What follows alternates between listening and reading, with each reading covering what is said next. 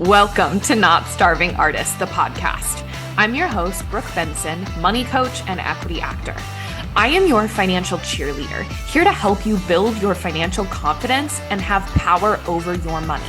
The best part, no budgeting or bi-weekly paychecks required. I went from being a broke BFA grad having weekly panic attacks about money to a financially confident, wealth-building actor and business owner. Money gets to feel fun, simple, and sexy, and I am going to show you how. Hello, everyone. Welcome back to the podcast.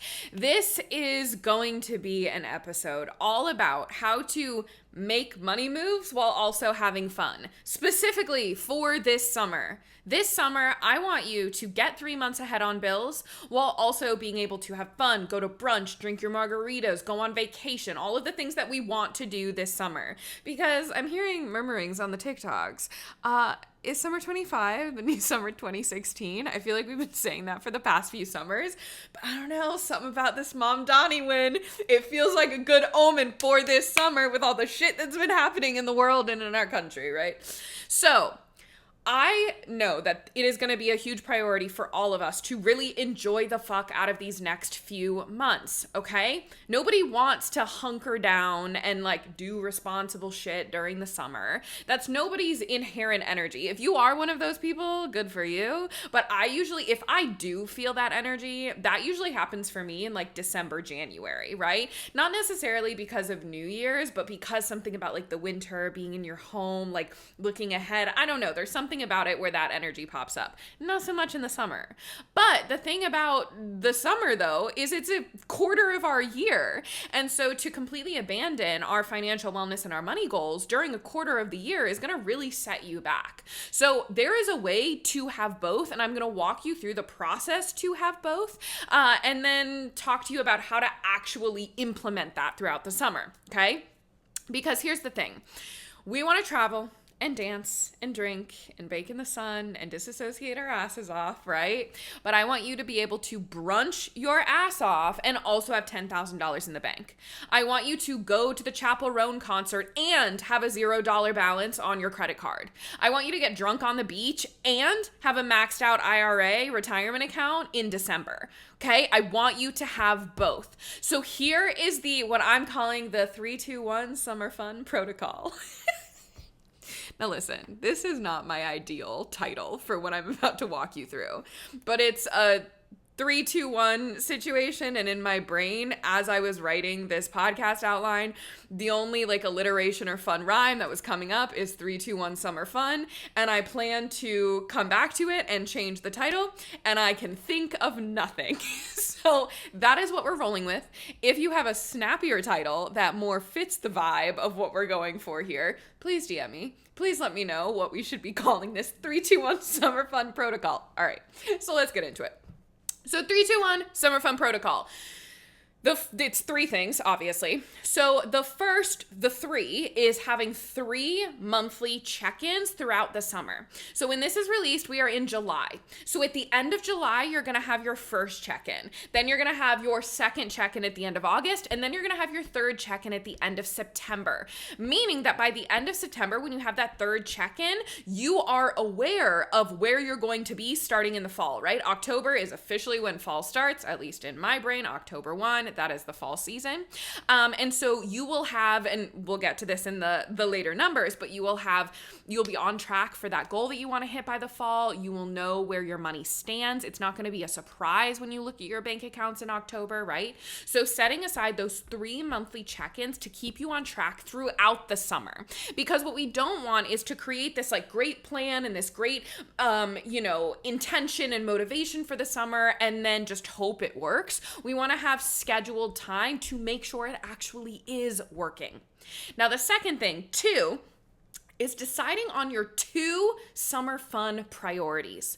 The things that make you feel the juiciest, the most glittery, the most summery. I want you to choose 2 specific things. Now I'm going to give you an example, for me, of what my 3-2-1 summer fun protocol is going to look like. So I'll get to examples in a minute.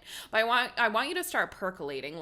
Is it brunches? Is it beach time? Is it ferry rides? Is it coffee? Is it concerts? Is it nights out? Like if you're a clubbing person, I have not been to clubs since I have moved to New York City. So I don't know what the club energy is here in New York, but if there's like club energy that pops off in the summer, right? Whatever it is. It can also be like certain vacations. Like I have a friend who like it's not a timeshare, I don't know what it's called, but like they have a certain amount of weeks at this house in Fire Island that they'll go to, right? Like there's a lot of different priorities that this could look like. So just start percolating.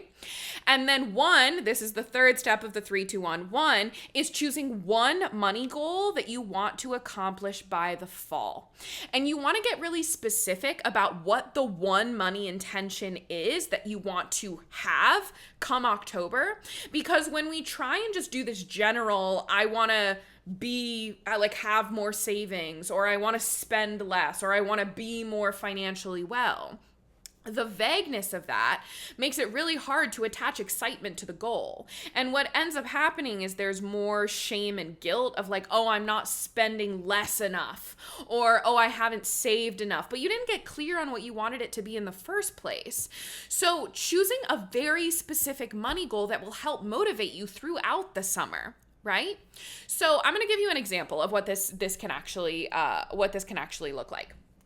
So before we do that, I want to talk a little bit more about choosing your two priorities, because when you focus on two priorities, two summer fun things that bring you hella joy, you won't care about the other shit, right? Because if you are funneling money and energy into things that actually do fill your cup and make you feel the most summer fun, then all of the other stuff that doesn't move the needle as much, you really won't notice it. Okay? And this is where intentionality happens. Like, I think there's a lot of people who don't realize that just narrowing in on the things that you want to be intentional about spending your money on, like, I don't think you realize how big of a deal that is going to make, how big of an effect that's going to have on your bank account, right? Because we think that if we're having a lot of fun and feeling like we're spending money that we want to be spending, that it can't be good for our bank accounts, right? So we're just like, oh, if it feels good to spend, and if I'm spending on things that make me happy, my bank accounts aren't going to like it. So I'm going to disassociate and I'm going to black out. No. If you say these are the two things that I love spending a fuck ton of money on, and I'm going to spend money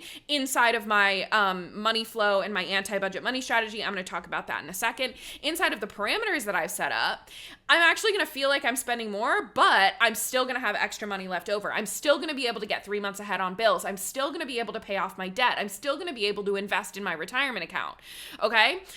So it's about focusing on the yeses that you're giving to yourself versus all the things that you're like saying no to. So for me, my two priorities, I'm just going to get into my personal example here. So obviously 3 planned financial CEO parties, right? My two priorities for this summer is iced coffee and a weekend bay getaway. Okay. So my two priorities are me getting an iced coffee any fucking time I want, okay? Because I'm drinking a lot less this year. So, I mean, you all, if you've been here around a while, you know I love a margarita, you know I love a happy hour. But for some reason this year, I'm just feeling very averse to drinking. And so I basically have removed it from my life, except for like very specific, like big occasions. So for this summer, I'm like, okay, I might be sad about not drinking a margarita whenever I want. That was probably like my summer fun priority from last year. But this year, being able to like walk along the Upper West Side and like stop into a coffee shop that looks fun and get myself an iced coffee and then like walk to the pier and hang out, or like if my man and I want to go to Central Park, like it would feel so summery and delicious to any time I want to like go out and have a summer moment, I can get myself an iced coffee. Like that feels so luxurious to me. And then the other thing, so that's kind of like an ongoing thing that I want to give myself full freedom for. But then the other priority is I know that I'm going to want to have a vacation with my partner at some point this summer. And we've talked about this, that this is something we want to do. Like we were going to have a trip in the fall, but we're not going to have a trip in the fall anymore. Okay, if you're watching on YouTube, there is this one piece of hair that is like flipping, like swooping out. Hold on. Give me one moment because that's going to distract me for the rest of the recording. All right, we're good. I'm just going to stop messing with my hair. So we know that that's something we want to do this summer. So for me, financially, I know that that's something I'm going to want to put money towards, is being able to jet off to, if it's Panama City Beach, or even just taking like a weekend getaway to like Long Branch, right? I don't know. We don't know what that's going to be, but I know that I'm going to want to put money towards that, or use some travel points to make that happen. So I know that the things that make me feel the most summery is being out in the sunshine, right? And instead of just me like going out and baking somewhere, for me to be able to like go out and get a coffee and go have a moment anytime, like I know that that's going to make me feel so summery and delicious. And I can do that with my man. I can do that by myself. I can do that with friends. If friends are going out to drinks, like I'm going to still go out to drinks, and I'm going to bring my ass an iced coffee, right? Or get an iced coffee if we're somewhere that serves both. So that feels really like exciting and fun. And then going on a beach vacation, going somewhere where there's water or a pool, that's going to make me feel really summery. So all the other stuff, like I know I've got a lot of brunchers here that listen to this podcast. I'm actually not a huge brunch person. So like I'm not going to go spend $50 on a bottomless brunch, because I know that me taking myself to like Riverside with an iced coffee is going to bring me just as much joy as a $50 bottomless brunch. Right? But I'm going to get to have like 10 of those iced coffee moments for the price of what I would get for one brunch moment that I might not even really enjoy. So do you see how me focusing on and knowing what brings me the most joy is going to have me spending less while feeling like I'm actually spending more, because it's bringing me personally more joy? You might not give a fuck about iced coffee. You might not care. You might just not drink coffee at all. Great. So what's your priority, right? What are the things that you know are going to bring you a lot of joy? Okay, so those are my 2 priorities. And then my 1 money goal is I'm actually going to be refilling my on-deck buffer fund, because I actually used my on-deck buffer fund the past few months while I was on an acting contract that paid very little money, but it was so fulfilling to me as an artist. And it's the first play I've done in multiple years that I was like a little nervous, right? Because I hadn't done it in a minute, right? Like I was performing back to back before the pandemic, but now it's been a minute since I've like had a full play in my body. And so the gift that I gave myself for this first contract back was the gift of just getting to be an actor for the first 3 weeks of rehearsal. So I cleared my whole schedule. Y'all probably saw if you were on Instagram, or you didn't see, I was completely off of Instagram for those 3 weeks. I didn't do any emails. My client calls, I pushed them out. So all of my clients got an extra like 3 weeks of time in their package. So I pushed all of those calls. So I completely cleared my calendar. Now, why I was able to do that, even when my this contract was not paying me enough to cover my baseline expenses, I was able to do this because I had this on-deck buffer, where even when I wasn't selling as much as I normally do, or like marketing hard, and I like pushed my client packages out, I was able to do all of this because I had that buffer money. I'm ready to fill that up again. And so that's going to be my goal for the fall, is to be able to get to October and be like, yep, and that is now 3 months ahead on bills. I'm back. Now, I want to be very clear that this goal should make you feel excited and glittery. So for me, it's not about, I want to get 3 months ahead on bills. It's what getting 3 months ahead on bills means for me. So this goal is so delicious for me because I know exactly what it gets me. I know that the last time that I used this, it gave me 3 weeks of just being an actor brain, where I just got to wake up, go to the gym with my castmates, come home, work on my script, eat lunch, and that was it. That was my whole life for 3 weeks, and it was so incredibly amazing and fulfilling and delicious. And I know that 3 months ahead on bills in the bank account is what gives me that. If I decide to use it again, I don't think I need to clear my calendar like I did this past time in the future, because now I've got that remembrance like back in my body, where like I don't need to be stressed about getting a whole play in my bones again. And but there's a freedom in that. So the freedom of having 3 months of bills sitting in my bank account is the thing that's exciting, rather than the let me calculate this real quick, $7,500 that's sitting in that bank account. So it's not the $7,500 that's exciting. It's the freedom of what that $7,500 could get me that's going to motivate me, right? That's going to get me excited. Okay. So that's my 3-2-1, right? Like I've already got on my calendar, my CEO parties. I always have them on the first of the month. My 2 summer fun priorities, iced coffee, and my weekend vacation with my man. And then my one money goal is refilling my on-deck buffer. So when you pair this 3-2-1 summer fun protocol, Lord, someone send me a better name for this. When you pair this with the 4-step anti-budget money strategy that I teach, what's going to happen is you're going to have a full understanding of your numbers, right? Of what's going in, what's coming in, what's going out. You're going to know your spending. You're going to know your wiggle room, which is the difference between what's coming in and what's going out. You're going to really understand those numbers in a very simple way, in a very easy way. That's what the anti-budget money strategy helps you to do. Understand your numbers without a lot of like mental math, spreadsheet looking, like it's just in your bank accounts, and it's very simple, high-level numbers, okay?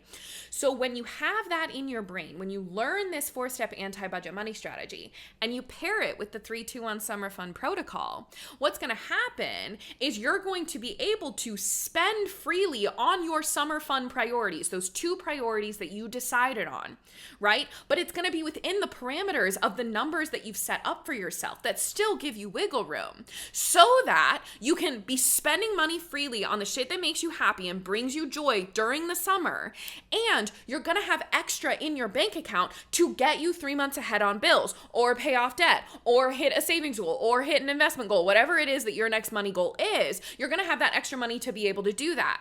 And so the end result of this is feeling freedom in your spending this summer and liking what you see in the bank account come the fall. This is how you get to have the best of both worlds. So I'm going to give you some examples now of how some of my past clients have done this, okay? So one of my clients, she did her 4-step anti-budget money strategy. We set up a cash flow system for her. We understood her numbers. And what she was realizing was she wanted to do a lot more travel. But within the numbers she currently had with what was her income was, as she was working on growing her income, and she also, with what her spending was, there wasn't a lot of wiggle room to add in vacations. So what we did together in coaching was we came up with a credit card travel point strategy that would allow her to take the kind of vacations that she wanted to take right now while she was working on increasing her income, so that in the future she was going to be able to pay cash for these kinds of vacations because she would have the wiggle room. And she was living in LA, a high cost of living city, right? So her wiggle room was less than what she needed because of the high cost of living city, which is why she was working on increasing her income. So with the credit card travel points that we worked on together, she was able to take her entire family, her husband and her 2 kids, to New York City, fly from LA to New York City, and have like a multiple days long vacation in, like, they stayed in Midtown in a hotel there. They went to the Central Park Zoo and they had a blast. And she was able to do this with her family before they were having their 3rd baby. So it was the final trip that they got to take, oh, I just got chills, as just the 4 of them before they welcomed in the new baby. So she was able to do this with a credit card point strategy. So she knew her priorities, right? Which was, I want to take this vacation. This is really important to me, but it doesn't currently fit into the cash that's flowing through my financial ecosystem. How am I going to make it happen? So we made a plan to fulfill that priority, and also for her to still like what was in the bank account. She didn't put this on a credit card to go into debt, right? We used points. I had another client who she was working on debt payoff. So that was one of her big goals. And within her numbers and within her money, one of her priorities and goals was travel, but then also outfits and like vacation spending, like pre the actual vacation, to have the outfits for the pictures, all of that stuff.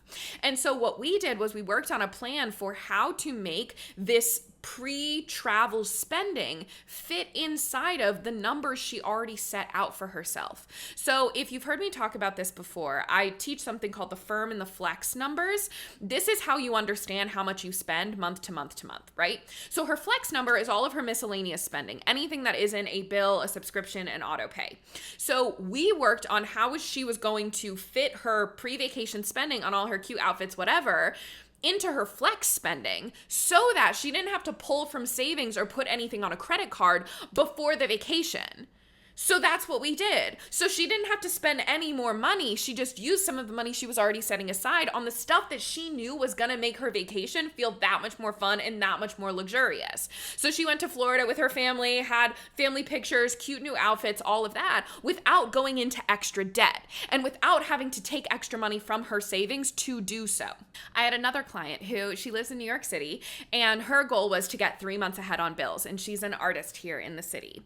And so that was her goal, 3 months ahead on bills. But her priorities was, she had this friend coming into town, or it was a birthday party. There was some sort of like party festivities that was happening that they wanted to plan and like get things for, spend money on.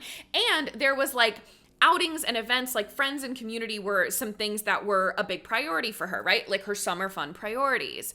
And so when we were doing her 4-step anti-budget money strategy and creating her money flow, the thing that we realized was she actually just needed to make more money. There wasn't any less she could spend. Like, in order to have her summer fun priorities and funnel money towards them while also getting 3 months ahead on bills, her numbers, when we looked at her firm and her flex, when we set up her money flow, her numbers literally told us she needed to make at least an extra $500 a month.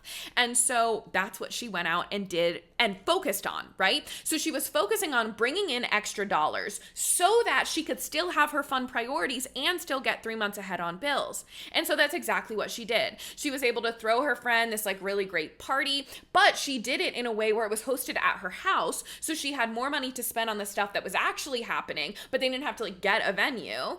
And she was able to go out with her friends and do the things. I think she went to like an amusement park one day, right? So she was able to do her summer fun because she was also actively looking for ways to make at least an extra $500 a month. So do you see how all of these things are focused on not what you can cut back, but what you need to do in order to say yes?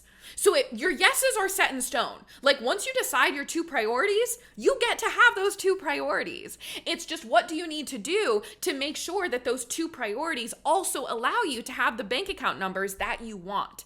This is the stuff that I'm working on with my one-on-one coaching clients. It's about being able to say yes to the things you actually want, and then assessing whatever like mental roadblocks get in the way of the things you need to do in order to have all of the things you want, right? I have a tumultuous relationship with the phrase like you can have it all, or like you can have it all but just not all at once. Like I don't really know what I believe about that, but what I do know is that you get to have fun and enjoy shit and also like what you see in the bank accounts. Okay, that's what I know for sure.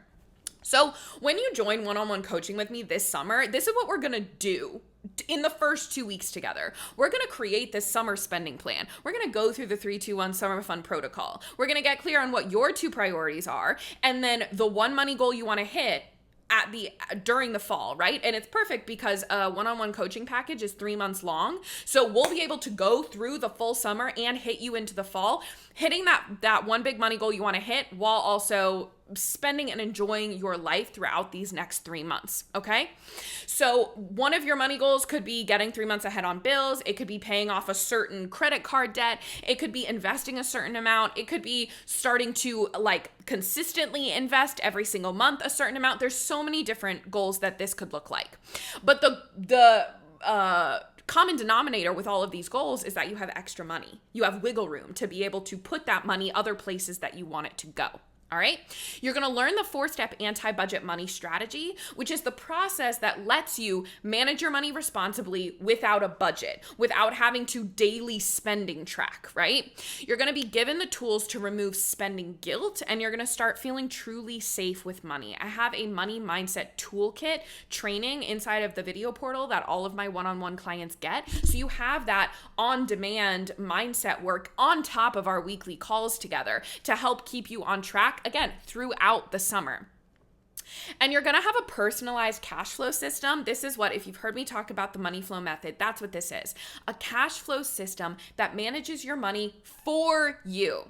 And it's only going to take an hour a month to manage, which I think is the most important part of managing your money throughout the summer, because we've got things to do.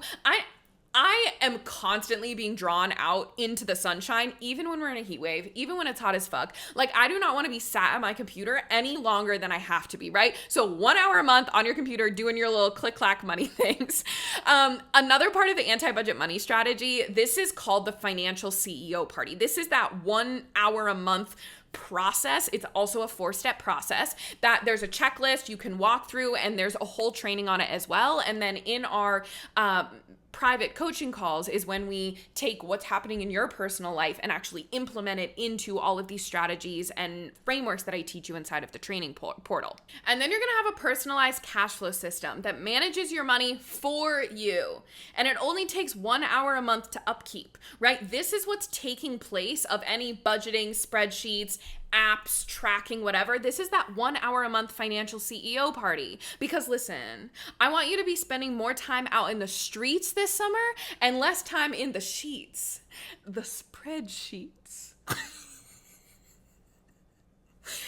Because guys, sorry, I wrote that joke when I was doing the outline, and I'm not sure how I feel about it now that I'm speaking it out loud. Listen, we don't do spreadsheets here. Especially not in the summer. If I think about sitting down at my computer in my 78-degree apartment, because fuck if I'm giving Con Ed $1 extra of my money that they don't need to have. I've got some thoughts about my heating bill this year. I've got to do some journaling work at my CEO party about that.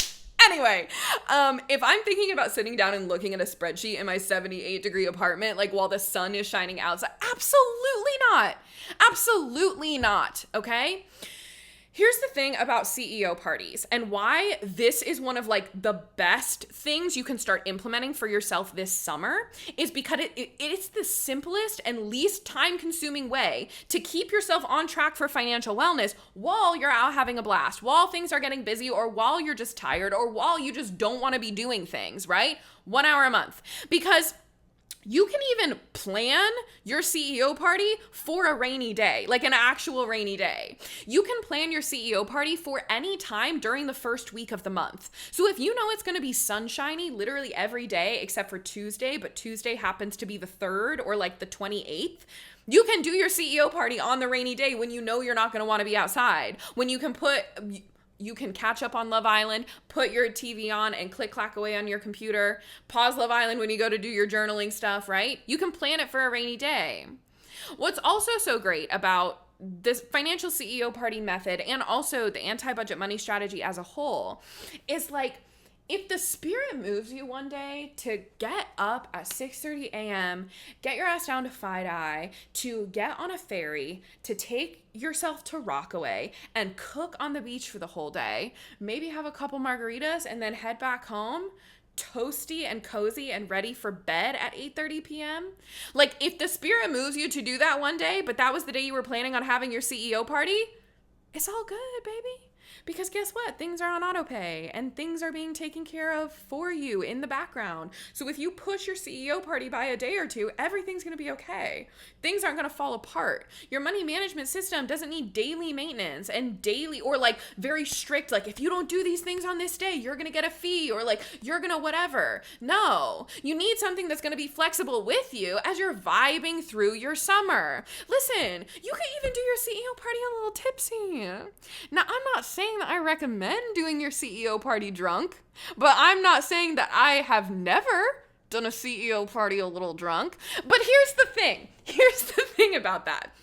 When you make your financial wellness a priority, and when you actually get excited about your money and what's happening with your finances, and you have been such in a habit of doing your CEO parties every month and how you navigate your relationship with money, that like, for example, and this is just like off the top of my head, for example, you get invited out to a brunch one morning that you were planning on doing your CEO party in, and then you were planning on like, oh, I'll just do it when I get back, but you and your friends, you're walking down the Upper West Side and you see a flea market, so you're just hanging out in the flea market, you get a tie-dye shirt, and you're just now feeling extra summery because people are out and about, it's a Sunday, and so you decide to walk to a coffee shop, right? You get your coffee, and then you're like, wait, let's like go to the park and maybe have a couple of drinks, and then you're just walking and bopping, and all of a sudden, now you're at another bar with a friend, and then you end up at your home at 9 p.m. at night, having done nothing that you thought you were going to do that day, but you had a great day and you are a little bit on the tipsy spectrum. But guess what? I had to get up early. I mean, completely hypothetical scenario. This person might have to get up super early for a call time at like 6 a.m. the next day. But because her financial wellness was a priority for her, she was like, yeah, it's 9 p.m. I'm not tired. Let me like do my CEO party because it's only going to take me 1 hour. And guess what? Even though I'm feeling a little like not super focused, I have a CEO party checklist that even on my worst, most unfocused day, I can go through that checklist and things are so simple and my numbers are so high level and there's no mental math involved that I can do this even when I'm drunk. And I go through the checklist and I manage my money, and maybe you're journaling and you're like, maybe this wouldn't have come out if I wasn't a little bit inebriated, right? When I'm thinking about my money, I mean, whoever this hypothetical person is thinking about their relationship with money, things might come out. Now, this is not saying that it's better to do your CEO parties when you've had a few drinks. But what I'm saying is, on the rare occasion that happens, your money management system gets to follow you in that energy. You and how you function and how you live your life, especially during the summer, should not be at war with your financial wellness. Your money strategies get to be a part of you and your lifestyle and how you do things and how you function, okay? Off my soapbox. Because you deserve to have so much fun this summer and you deserve to feel financially stable in the fall. All right. So if you are interested in any of this, you can book a sales call with me if you're interested in one-on-one coaching. All of the details about the package are at that link. It's a 3-month container. There's a payment plan. You can also pay in full, and you also get full access to the video training. That's for someone who wants accountability, who wants those weekly check-ins, who wants someone to be able to walk with them virtually holding their hand. And maybe if you have a business, if you have a bit more of a complicated situation with your money, or you have a lot of mindset work you want to work through, that's who one-on-one money mentorship, that private coaching is for. If you're like, Brooke, just give me the DIY course. I just want to like learn the foundations and I'm going to like start implementing it on my own before I decide if I need coaching. Totally fine. That's what the Cashed Up Creatives online course is for. That's the video training portal that all of my one-on-one clients get. You can join that as well. So both of those links are in the show notes. Enjoy yourself this summer, and the biggest thing that I want you to take away from this episode is that it does not have to be all or nothing. You get to have a little bit of all of it. You get to have financial wellness, and you get to have your iced coffee, and you get to have your vacations, and you get to have your bottomless brunches. You do. But what it takes is intentionality and awareness, and also deciding that financial wellness is something that you want. Deciding what your responsible money goals that you've told yourself you have to want actually mean to you. What does getting 3 months ahead on bills actually mean to you? What does being debt-free actually then show up like in your real life? What does having a fully funded IRA at the end of the year actually mean to you? Does it actually get you excited? If not, let's choose a different money goal. All right, that's all for this week. Go drink a margarita for me, and I will see you next week. Thanks so much for tuning in. Come join me on Instagram for more on how to build a simple, sexy relationship with your money. My Instagram handle is @NotStarvingArtists. And if you want to dive deeper with me, head to the show notes to learn more about one-on-one coaching. If you love this episode, subscribe, leave a review, and share it with a friend that you want to get rich with.